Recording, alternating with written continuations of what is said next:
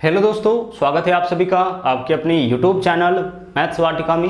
दोस्तों मैं हूं रुपेश यादव और आज की क्लास को शुरू करने से पहले एक ज़रूरी सूचना आपको हम यह दे दें कि आप हमें अनअकैडमी पर भी फॉलो कर सकते हैं। अनअकैडमी पर हमारी live classes Monday to Friday सुबह 8 बजे से लेकर के 9 बजे तक लगाई जाएंगी और यहाँ जो आपका क्लास लगाया जाएगा वह ग्रुप डी के लिए रीजनिंग का क्लास लगाया जाएगा। तो सुबह 8 बजे से लेकर के 9 बजे तक मंडे टू फ्राइडे आप हमें अनअकैडमी पर फॉलो कर सकते हैं। अनअकैडमी पर आप हमें देख सकते हैं। अनअकैडमी पर हमारी फ्री क्लास के लिए आपको इस कोड का उपयोग करना पड़ेगा। इस कोड का उपयोग करके आप उस क्लास को फ्री में एक्सेस कर सकते हैं। इसके अलावा इस वीडियो के डिस्क्रिप्शन में मेरा प्रोफाइल लिंक मिलेगा जिस पर क्लिक करके आप हमें फॉलो कर सकते हैं। इसके अलावा क्लास का लिंक भी आपको मिल जाएगा इसी वीडियो के डिस्क्रिप्शन में जिस पे क्लिक करके आप डायरेक्टली क्लास तक पहुँच सकते हैं। तो चलिए आज की क्लास की शुरुआत करते हैं। ग्रुप डी स्पेशल सीरीज का यह आपका 12वां वीडियो होगा। इससे पहले हमने इस सीरीज के 11 वीडियो को ऑलरेडी अपलोड कर दिया है। अगर आपने अब तक उन वीडियोस को नहीं देखा है तो उसे भी ज़रूर देखें। इस वीडियो के डिस्क्रिप्शन में कंप्लीट वीडियो का प्लेलिस्ट आपको मिल जाएगा जिस पर क्लिक करके सभी वीडियो को आप एक साथ एक्सेस कर सकते हैं।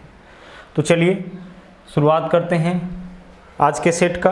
पहला क्वेश्चन आपके सामने है। हमें बताना है 49 का पावर है 15 माइनस 1 किस संख्या से पूर्णतः विभाज्य होगा, यह हमें बताना है। गौर से आप समझिएगा, टेस्ट ऑफ डिविजिबिलिटी का 3 रूल होता है और उसी पे आधारित यह आपका क्वेश्चन है।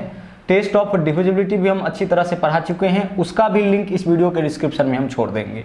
देखिए टेस्ट ऑफ डिविजिबिलिटी क्या होता है कि x to the power n minus a to the power n अगर इस फॉर्म में कोई भी व्यंजक है, अगर इस रूप में कोई भी व्यंजक है तो वह हमेशा x माइनस a यानी इसके बेस के अंतर से विभाज्य होगा।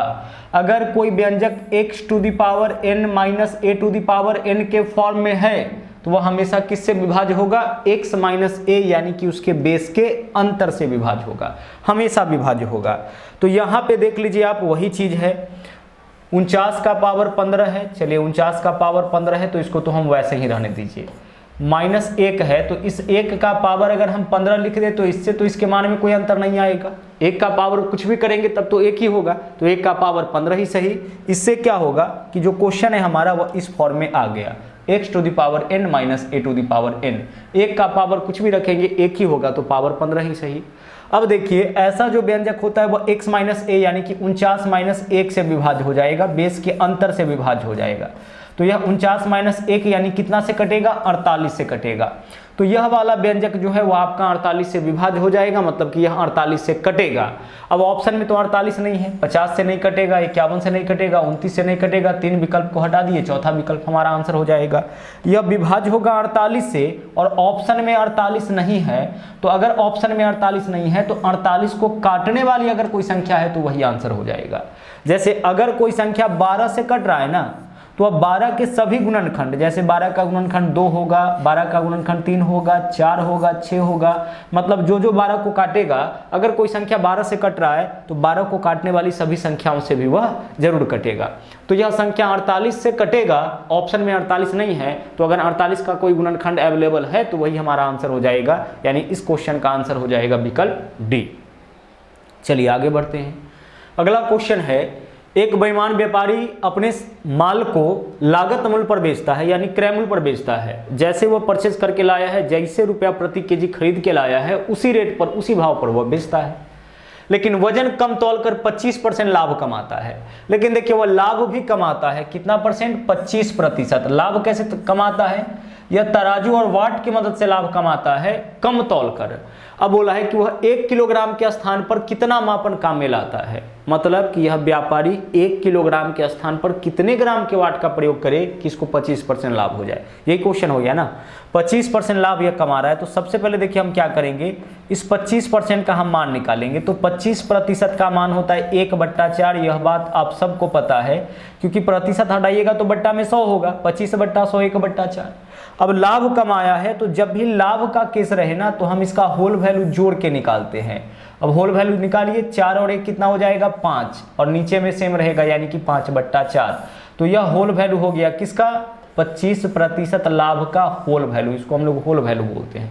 होल वैल्यू या तो जोड़ के निकालते हैं या फिर घटा करके। लाभ का होल वैल्यू जोड़कर और हानि का होल वैल्यू घटाकर 25% 1/4। नीचे वाला को ऊपर वाला में जोड़ के ऊपर नीचे में सेम रहता है। अगर हानि होता तो नीचे वाला को ऊपर वाला में से घटाकर ऊपर नीचे में सेम रहता है। मान लीजिए 10% लाभ बोला होता तो 10% का मान 1/10, लाभ है तो 11/10, हानि होता तो 10 में से 1 माइनस करते 9/10 हो जाता। अब हमें क्या करना है, तो जितना प्रतिशत यह लाभ कमाना चाहेगा उसके होल वैल्यू से 1 किलोग्राम, ये 1 किलोग्राम है ना, तो 1 किलोग्राम को ग्राम में बदलिए 1000 ग्राम। 1 किलोग्राम यानी कि 1000 ग्राम में उल्टा गुना कर लीजिए, तो 5/4 है तो होल वैल्यू 5/4 ही है ना, तो इसका उल्टा यानी 4/5 से आपको इसमें गुना कर लेना है। 1 किलोग्राम यानी कि 1000 ग्राम के स्थान पर कितने ग्राम के वाट का प्रयोग करें, तो इसमें 1 किलोग्राम के इसमें जितना % लाभ कमाना चाहेगा उसके होल वैल्यू से उल्टा गुना करना है। चलिए 5 से काटिएगा इसको, कितना हो जाएगा, 5 दूना 10 तो 200, 200 गुने 4 यह कितना हो जाएगा आपका 800, यानी 1 किलोग्राम के स्थान पर उसे 800 ग्राम के वाट का प्रयोग करना पड़ेगा, तभी उसे 25% का लाभ होगा। जब भी ऐसा क्वेश्चन आए कि 1 किलोग्राम के स्थान पर कितने ग्राम के वाट का प्रयोग करें, तो 1 किलोग्राम यानी कि 1000 ग्राम में जितना प्रतिशत लाभ कमाना चाहेगा उसके होल वैल्यू से उल्टा गुना आपको कर देना है। चलिए आगे बढ़ते हैं। अगला देखिए क्वेश्चन आपका कंपाउंड इंटरेस्ट का है। बोला है कोई धन चक्रवृद्धि ब्याज के एक निश्चित दर से 2 वर्ष में 2.1/4 गुना, तो इसका पूर्णांक तोड़िए तो कितना होगा, 4 दूना 8 1 9/4 गुना। अब 9/4 गुना हो जाता है, इसका मतलब है कि अगर मूलधन 4 था तो मिश्रधन कितना हो जाएगा, 9 हो जाएगा, है ना। 2.1/4 गुना हो जाता है यानी कि 9/4 गुना हो जाता है, तो 9/4 गुना हो जाता है यानी कि मिश्रधन 9 हो जाता है, मूलधन कितना रहने पर, 4 रहने पर। कितने वर्ष में, तो 2 साल में। तो 2 साल में ना 4 से 9 हो जाता है, 9/4 गुना यानी कि मूलधन 4 तो मिश्रधन 9 हो जाता है।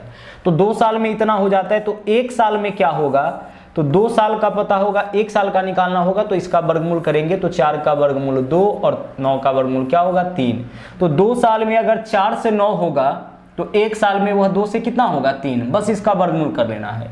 3 साल में अगर देता तो इसका हम घनमूल करते तो इससे निकलता कि 1 साल में कितना होगा। 4 साल में देता कि 4 साल में इतना से इतना हो गया, तो इसका हम 2 बार वर्गमूल करते तो इससे यह निकलता कि यह 1 साल में कितना होगा। ठीक है, चलिए अब 1 साल में क्या हो जाएगा, 2 से 3 हो जाएगा, तो 1 साल में धन में वृद्धि कितना का हो रहा है, 1 का, कितना पे, 2 पे वृद्धि हो रहा है ना, 2, और प्रतिशत के लिए गुना करेंगे 100 से। 1 साल में धन में जो भी वृद्धि होता है वही आपका कहलाता है रेट। सोल्व करिए, 2 से काटिएगा इसको, 50 गुना 100 यानी कि रेट बराबर आपका कितना हो जाएगा, 50%। आंसर विकल्प सी हो जाएगा। चलिए आगे बढ़ते हैं। अगला क्वेश्चन है आपके सामने, एक समचतुर्भुज है, इसके प्रत्येक भुजा का माप 20 सेंटीमीटर है। एक समचतुर्भुज है, समचतुर्भुज के प्रत्येक भुजा का माप बराबर होता है, प्रत्येक कोण सिर्फ अलग अलग होता है। यह समचतुर्भुज हो गया। अब इसके प्रत्येक भुजा का माप 20, तो इसका भी माप 20 ही होगा। प्रत्येक भुजा 20 है तो इसका भी माप 20। अब इसके एक कर्ण का माप 24, कर्ण का मतलब होता है विकर्ण, इसके एक विकर्ण का माप कितना है, 24। तो दूसरा विकर्ण का माप नहीं पता है, हम दूसरा विकर्ण का माप निकाल लेंगे। पहले देखिए समचतुर्भुज का क्या होता है कि विकर्ण एक दूसरे को ना 90 डिग्री पे काटता है चारों तरफ से, लेकिन सिर्फ एक तरफ हम मेंशन करते हैं। अब एक भुजा का माप 20 है, एक विकर्ण 24 है, तो इस विकर्ण का आधा कितना हो जाएगा, 12 हो जाएगा। तो यहां से लेकर के यहां तक का माप कितना हो गया, 12 हो गया। अब यहाँ पे एक समकोण त्रिभुज आपका बना रहा है, देख लीजिए, चारों का चारों समकोण त्रिभुज बना रहा है, लेकिन इसमें रिलेशन निकालेंगे। पूरा 24 तो आधा 12 होगा, तो यह 20 है, यह 12 है, तो इस विकर्ण का माप कैसे निकालेंगे, तो हम करेंगे कर्ण का स्क्वायर, तो 20 का स्क्वायर 400, माइनस लंब का स्क्वायर, तो 12 का स्क्वायर 144, अंडर रूट करेंगे तो इससे क्या निकलेगा, इस भुजा का माप, मतलब इस भुजा का त्रिभुज को मान के चलेंगे तो इस त्रिभुज की इस भुजा का माप निकलेगा। 400 में से 144 माइनस करेंगे 256, 256 का वर्गमूल क्या हो जाएगा, 16। तो इस भुजा का माप आपका आ गया 16, यानी पूरा विकर्ण कितना हो जाएगा, यहाँ से लेकर के यहाँ तक 16 आया, तो यह भी 16 होगा, यानी पूरे विकर्ण का माप 32 हो जाएगा। दूसरा विकर्ण का माप कितना दे रखा था, 24। बोला इसका क्षेत्रफल क्या होगा, तो समचतुर्भुज का क्षेत्रफल बराबर होता है 1/2 गुने पहला विकर्ण गुने दूसरा विकर्ण। ठीक है, विकर्ण को अगर D1 से दर्शाएं तो डायगोनल 1 गुना डायगोनल 2, सोल्व कर लीजिए। 1/2 गुने पहला विकर्ण तो दे रखा था 24, दूसरे विकर्ण के आधे का माप 16 आया, यानी पूरे विकर्ण का माप कितना होगा 32। सोल्व करिए, 2 से अगर इसको काटिएगा कितना हो जाएगा 12, 12 दूना 24, 4 हासिल 2, 12 तिया 36 और 2 38, यानी कि 384। यही आपका हो जाएगा इस समचतुर्भुज का क्षेत्रफल। समचतुर्भुज का क्षेत्रफल होता है 1/2 गुने पहला विकर्ण गुने दूसरा विकर्ण। तो भुजा पता था, एक विकर्ण पता था, इससे दूसरा विकर्ण हम लोग निकाले संपूर्ण त्रिभुज का थ्योरम लगा करके। दूसरा विकर्ण जैसे ही निकला, जब दोनों विकर्ण आ गया तो क्षेत्रफल 1/2 गुने पहला विकर्ण गुने दूसरा विकर्ण करके हम लोग निकाल लिए। आगे चलिए, अगला क्वेश्चन देख लीजिए क्या है। बोला है 4 सेंटीमीटर तिरछा, रेडियस है 4 सेंटीमीटर, बेलनाकार बर्तन में पानी भरा है।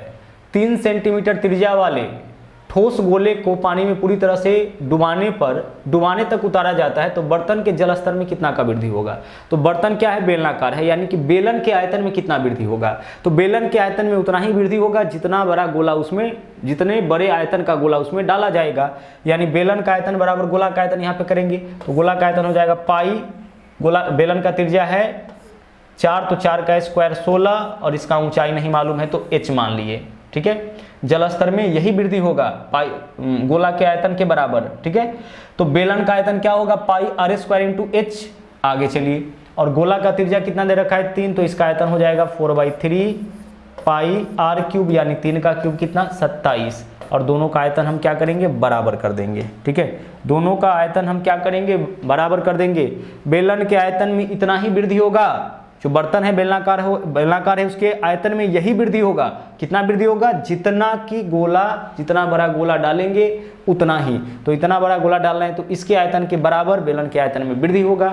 दोनों आपस में बराबर हम कर देंगे और क्वेश्चन को कर लेंगे सोल्व। पाई से पाई कैंसिल हो जाएगा, 3 से काटेंगे तो 3 नमा 27 हो जाएगा, 4 से काटेंगे 4 चौके 16 हो जाएगा। h का वैल्यू देख लीजिए क्या होगा, 4 इधर गुना में इधर आएगा तो भाग में, यानी कि 9/4। तो h का वैल्यू आपका 9/4 हो जाएगा। 4 से काटिए, 4 दूना 8, 1 बचेगा, 4 दूना 8, 4 और 4 पंचे 20, यानी 2.25 सेंटीमीटर। इतना ही जल स्तर बढ़ जाएगा आपका बर्तन का। और बर्तन कैसा है बेलनाकार। चलिए आगे बढ़िए, अगला क्वेश्चन देख लीजिए क्या है। बोला है एक सिलेंडर यानी कि बेलन जिसका अर्ध व्यास 80 ऊंचाई 20 है, इसके संपूर्ण पृष्ठीय क्षेत्रफल और पार्श्व पृष्ठीय क्षेत्रफल का अनुपात।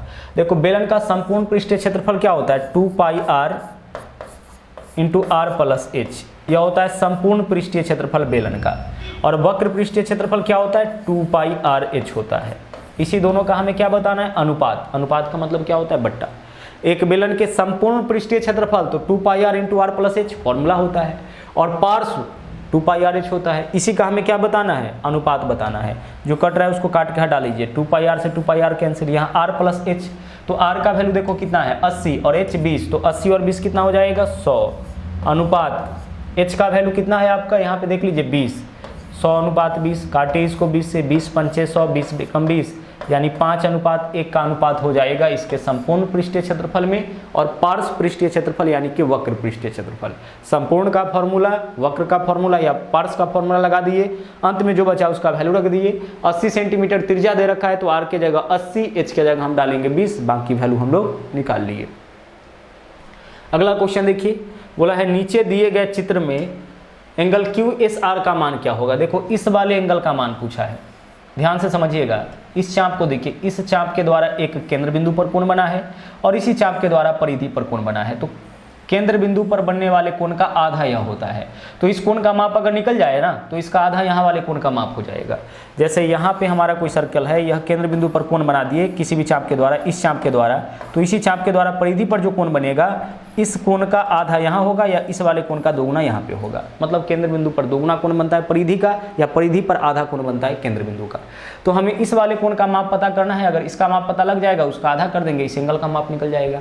अब इसका वैल्यू कैसे निकाले तो देख लीजिए, अगर गौर से देखिएगा तो Q, O, R और P एक चतुर्भुज है। चार भुजा है ना, 1 2 3 4 चतुर्भुज है। अब चतुर्भुज के चारों कोणों का योग होता है 360 डिग्री। चतुर्भुज के चारों कोणों का योग 360 डिग्री। अब यहाँ पे क्या है कि देखिए इस बिंदु से स्पर्श रेखा खींचा गया, यह आपका PR स्पर्श रेखा है और केंद्र बिंदु से अगर स्पर्श को मिलाया जाता है तो 90 डिग्री का कोण बनता है, यह थ्योरम होता है। देखिए यह स्पर्श रेखा है ना, तो केंद्र बिंदु से स्पर्श को मिलाएंगे 90, यहाँ भी 90, चूंकि यहाँ भी देखिए केंद्र बिंदु से किसको मिलाया गया, स्पर्श, तो यह आपका 90 है, यह 90 है, यह 50 है, तो 90 90 180, 180 और 50 कितना हो जाएगा 230।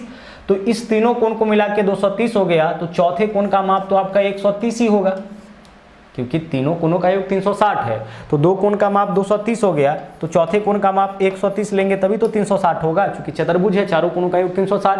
तो 90 90 50, 90 90 50 230, तो यह आपका 130 और यह 130 है, तो यह 65 हो जाएगा, यानी आंसर हो जाएगा इस क्वेश्चन का विकल्प बी। चलिए बढ़ते हैं आगे। देखिए यहाँ पे सीधे हमें वैल्यू निकालना है, थीटा का कोई भी मान नहीं दिया गया है या किसी भी ट्रिग्नोमेट्रिकल रेशियो का मान नहीं दिया गया है। तो क्वेश्चन में सीधे अगर वैल्यू निकालना हो तो थीटा के जगह आपको लेना है 45 डिग्री, कब, जब क्वेश्चन में साइन कॉस के अलावा बाकी कोई रहे। लेकिन अगर क्वेश्चन में साइन कॉस रहे तो थीटा का मान 0 या 90 लेंगे, ध्यान रखेंगे अनडिफाइंड नहीं होना चाहिए, ध्यान से समझिएगा। थीटा का वैल्यू 45 कब लेना है, जब साइन कॉस के अलावा कोई दूसरा रहे, मतलब साइन कॉस भी रहे इसके अलावा दूसरा कोई आ जाए, या साइन कॉस के अलावा केवल दूसरा है तो थीटा की जगह 45। लेकिन क्वेश्चन में केवल साइन कॉस रहे, इसके अलावा कोई ना रहे, तो थीटा की जगह 0 या 90 डालिएगा। ओके चलिए अब डालिए, थीटा की जगह कितना डालिएगा 45, तो tan 45 मान 1 और 1 2, 1/2 इधर वैल्यू हो गया। उसी तरह से cot 45 1 और 1 2, 1/2 यह हो गया, 1/2 में 1/2 जोड़ेंगे कितना हो जाएगा 1, यानी कि विकल्प सी हमारा आंसर हो जाएगा। थीटा की जगह 45, तो tan 45 1 का स्क्वायर 1 और 1 2, 1/2 1/2 में 1/2 जोड़ेंगे 2/2, यानी कि 1 आपका आंसर हो जाएगा विकल्प सी। चलिए बढ़ते हैं आगे। अगला क्वेश्चन देखिए, द्विधारी पद्धति की संख्या 1011 का दार्शनिक निरूपण क्या होगा। इसका हमें दार्शनिक निरूपण बताना है, यानी कि इसका संख्यात्मक मान बताना है। यह बाइनरी संख्या है, बाइनरी में 2 ही अंक होता है 0 और 1, और इसी के मदद से हम लोग दुनिया के किसी भी संख्या को लिखते हैं। तो यह संख्या आपका बाइनरी में दिया गया है, इसका दार्शनिक निरूपण करना है, यानी इसका संख्यात्मक मान बताना है 1011। संख्यात्मक मान बताने के लिए देखो हम लोग क्या मेथड यूज करेंगे। मेथड जो हम लोग यूज करेंगे, राइट से लेफ्ट 1 से शुरू करके दोगुना करते हुए आपको लिखना है। तो लिखिए 1, फिर दोगुना करिए 2, फिर दोगुना करिए 4, फिर दोगुना करिए 8, इस तरह से दोगुना करते हुए आपको लिखते चलना है सभी डिजिट पे। पहले क्या लिखिएगा 1, उसके बाद 2, उसके बाद 4, उसके बाद 8, यानी 1 से शुरू करके दोगुना करते हुए।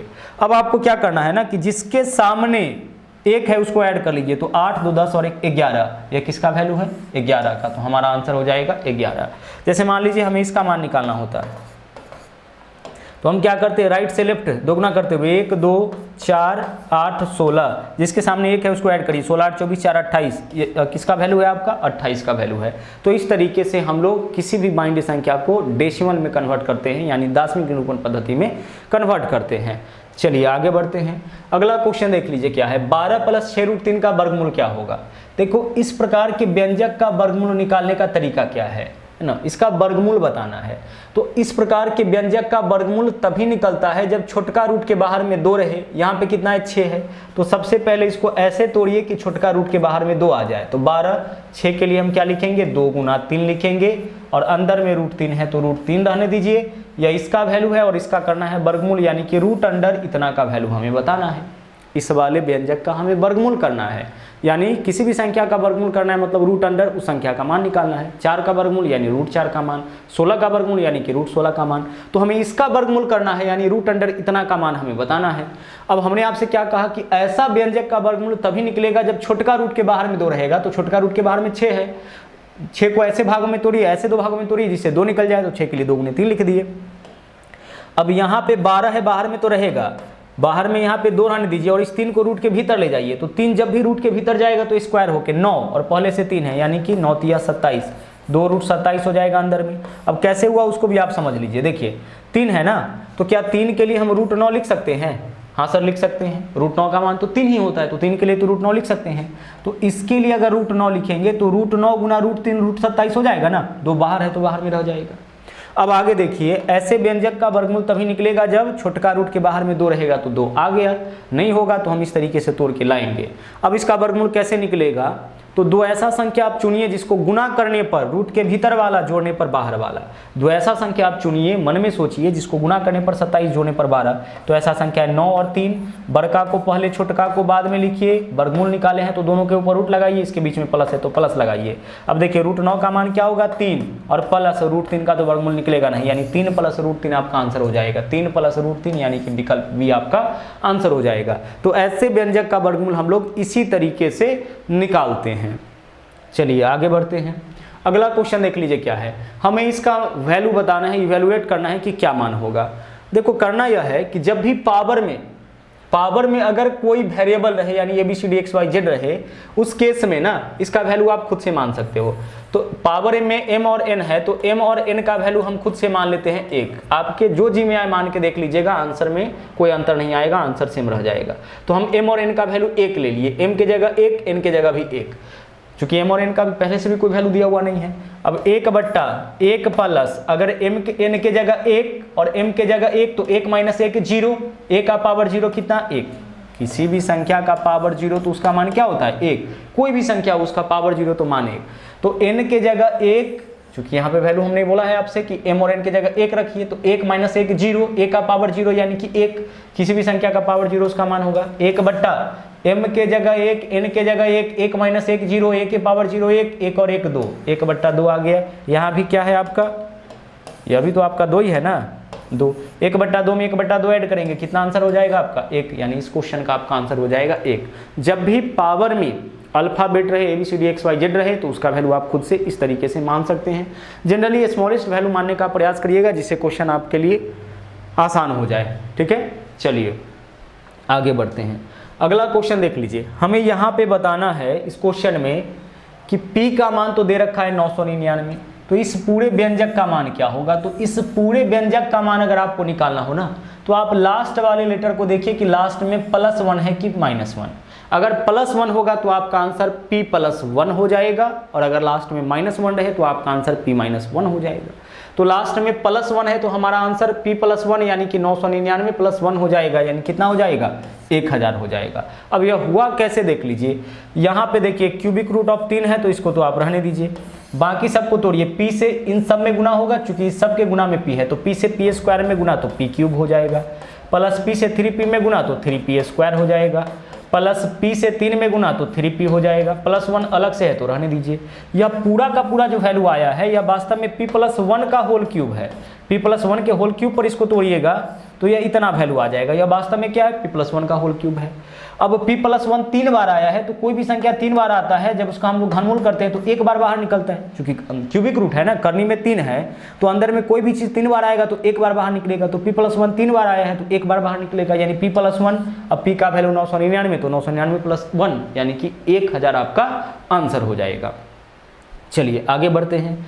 अगले क्वेश्चन को देखिए, हमें इस क्वेश्चन में बताना है 1/6.198 का मान इतना दिया गया है, हमें इस व्यंजक का वैल्यू बताना है। देखो सिर्फ पॉइंट का चक्कर है इस क्वेश्चन में, आपका करना देख लीजिए क्या है। इसमें देखिए कितने अंक के बाद दशमलव है, 3 अंक के बाद दशमलव। यहाँ पे कितना अंक के बाद दशमलव है, 1 2 3 4 5 6 7 अंक के बाद। तो देखिए इसमें 3 अंक के बाद दशमलव है, इसमें 7 अंक के बाद दशमलव है, यानी कितना ज्यादा अंक के बाद दशमलव है, 4 ज्यादा। इसमें मात्र 3 अंक के बाद जो डाटा दिया गया है उसमें मात्र इसका वैल्यू दे रखा है, उसमें मात्र 3 अंक के बाद दशमलव, और जिसका वैल्यू पूछा है उसमें 7 अंक के बाद दशमलव। बाकी न्यूमेरिकल देख लीजिए ना सेम है, 6198, यहाँ भी 6198 है, सिर्फ दशमलव का अंतर है।